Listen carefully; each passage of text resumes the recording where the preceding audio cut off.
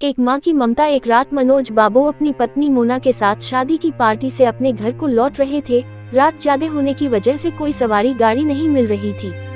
मनोज बाबू का घर मुश्किल से 3 किलोमीटर की दूरी पर देहरादून के एक पहाड़ी गांव में था। मुसीबत ये थी कि महीना सावन का था और ऊपर से जोरों की बारिश भी हो रही थी और उन्हें अपने घर पहुंचना भी जरूरी था। अतः उन दोनों पति पत्नी ने पैदल ही घर जाने का निश्चय किया। मोबाइल के टार्च की मध्यम सी रोशनी में वे दोनों आगे बढ़ने लगे।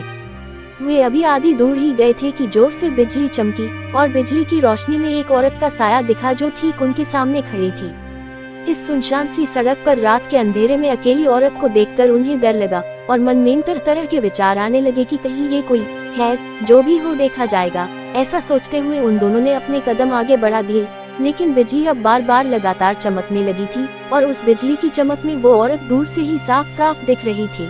वो औरत उन्हें रुकने का इशारा कर रही थी। उसे देखकर मनोज बाबू की पत्नी की तो हालत खराब हो रही थी, लेकिन मनोज बाबू को अब लगने लगा कि ये औरत शायद कोई मुसीबत में है। मनोज बाबू जब रुके तो वो औरत उनसे हाथ जोड़ते हुए बोली, भाई साहब प्लीज मेरी मदद कीजिए। तेज बारिश और पहाड़ी ढलान होने की वजह से मेरी गाड़ी का एक्सीडेंट हो गया है। मेरी गाड़ी इस पहाड़ी ढलान से नीचे गिर गई है। उसमें मेरी 1 साल की मासूम बच्ची है। प्लीज आप दोनों उसे बचा लीजिए।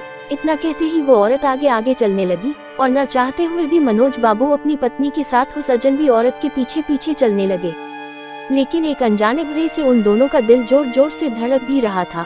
जैसे ही वे दोनों पहाड़ी से नीचे उस गाड़ी के पास गए तो उन्होंने देखा कि गाड़ी में एक प्यारी सी मासूम बच्ची रो रही है।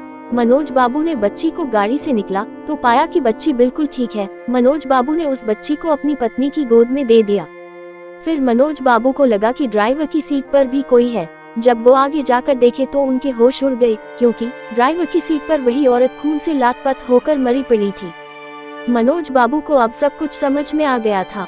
वे दोनों पति पत्नी बच्ची को अपने गोद में लेकर अपने घर की तरफ आगे बढ़ गए।